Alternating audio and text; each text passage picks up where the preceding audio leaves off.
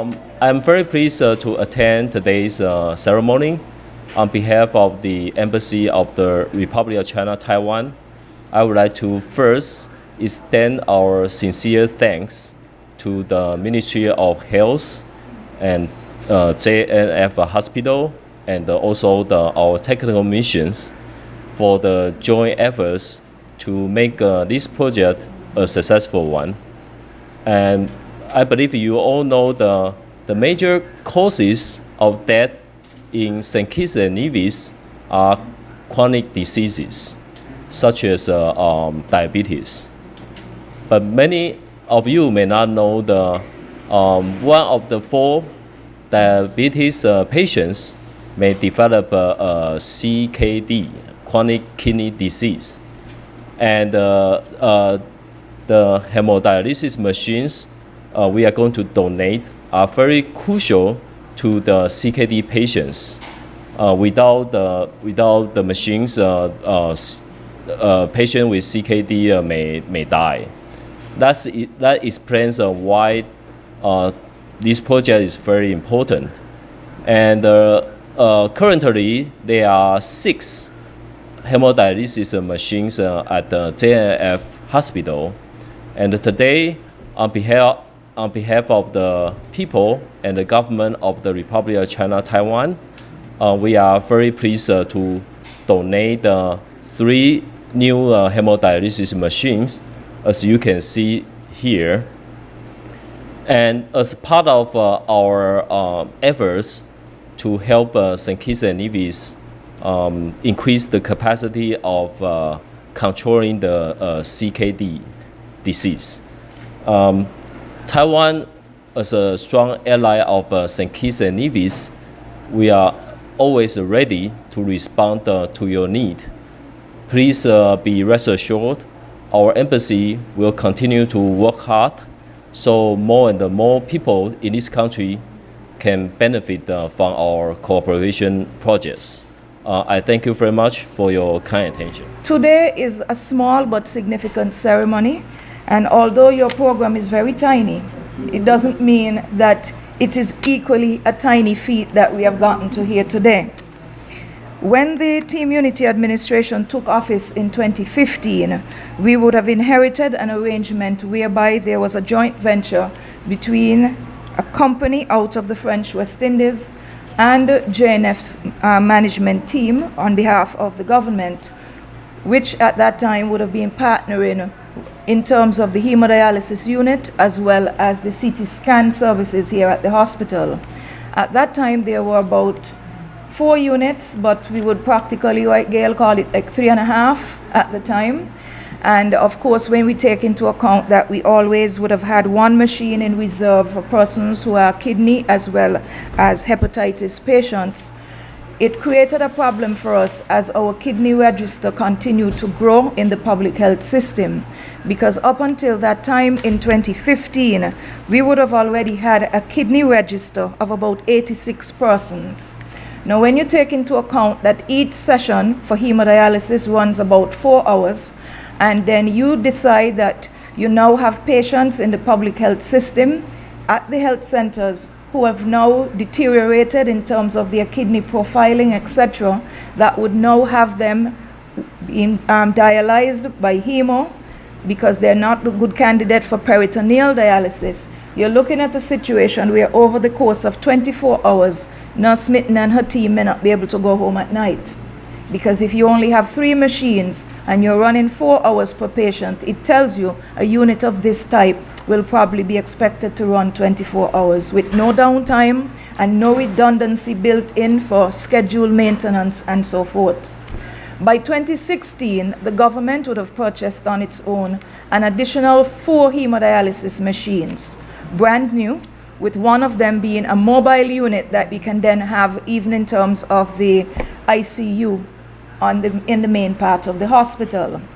Very early on, subsequent to that, in the term of the predecessor for Ambassador Lee, who would have been George Gawi Chow, I remember him having a discussion with me and the cabinet secretary about what could be done in terms of the onslaught that the people of St. Kitts and Nevis had begun to face when it came to non-communicable diseases, or as some people would refer them to, CNCDs, which are chronic non-communicable diseases. Of course, we have a lot of issues that need responding to when we take into account the fact that 83% of all deaths in St. Kitts and Nevis are attributed to NCDs. So I remember Mrs. Huggins and I telling the former ambassador we would do well if we could get some extra hemodialysis machines. And I remember him telling us right out on the corridor of the third floor of government headquarters, you might be able to get 3 or 4 machines. Would you object if one of them wasn't new? And my reply to him was, beggars can't be choosers, because once they're working, the people of St. Kitts and Nevis will have need of them. Subsequent to that discussion, Minister Hamilton would have journeyed to Taiwan and then cemented that arrangement. And what we are doing here today is the actual materialization of that expansion to the hemodialysis unit. So in effect, with the 4 that would have been purchased in 2016 by the government and these 3, we now have 7 machines that are entirely owned and operated by the government. And I should, by extension, indicate that the machines that we would have inherited upon taking office are no longer usable. Of course, in the meantime, our kidney patients listing continues to grow, but at the same time, we must do everything in our power to make sure that not only are we treating NCDs, but that we are preventing them. So in closing, I would like to thank His Excellency for the gift that has been given to us from his government. It is also an extension of the partnership that we've already developed over many years in terms of healthcare, but more particularly in terms of the chronic kidney disease project that would have started 2 years ago in the public health system, so that persons can be properly screened ahead of time to know what their predisposition would have been to kidney failure, etc., and where possible prevent it. So, Ambassador, on behalf of the government of St. Kitts and Nevis, the management and staff of the Jane France Hospital, and in particular, the members of staff of the hemodialysis unit, I thank you sincerely for this generous contribution. Minister Phipps gave you some of the history, which is very important, because in that history she spoke to our capacity. And capacity is most important because we have a growing number of persons who are challenged by some form of kidney diseases. It is a journey which began, as we say, continued, given what Minister Phipps said, when I visited Taiwan in 2016 and I had the opportunity to interact with the Taiwan's Veterans General Hospital. Taiwan's Veterans General Hospital, through a project approved by the government of Taiwan, has engaged in a 3-year program, for training of our staff here. Some of them have been trained here, some of them have been trained in Taiwan. Training so that we can identify those persons who are at risk at an early stage, so that at our clinics, at our health centers, there will be an opportunity for those persons who may be at risk to identify early that they are at risk and to begin a program to prevent them from coming down with any chronic kidney diseases. I trust that everyone in this federation will take advantage of that program, visit our health centers and get themselves tested, analyzed to determine whether they are at risk so that we can prevent it. The program promises not only training, but equipment, machines like these, which are being delivered today. And this is why I'm proud to be part of this particular event, because given the number of persons who are now being diagnosed with some level of that disease, it is important for us to have additional machines to satisfy the capacity that is required.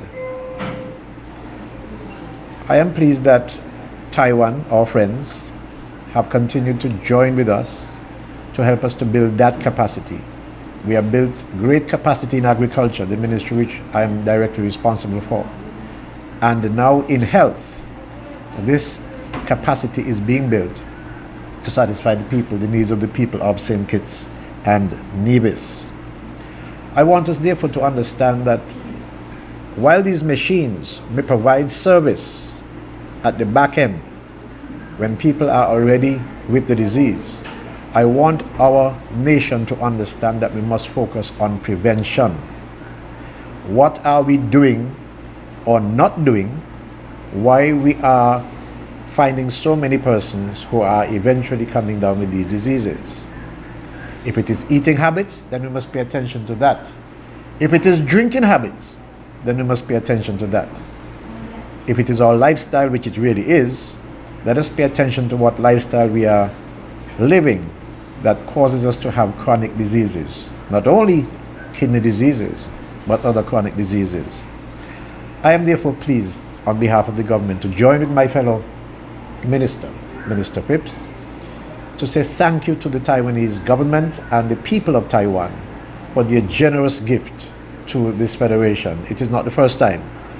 We have been obtaining generous gifts since 1981, long before we even became what we call an ally, an accredited ally, before we signed the documentation to be allies in 1983.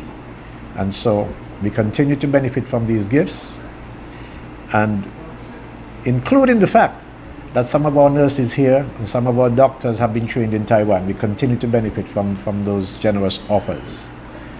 Thank you, Mr. Lee. Please convey to your government and people our appreciation for their friendship and for continuing to give us support where we can, wherever you can.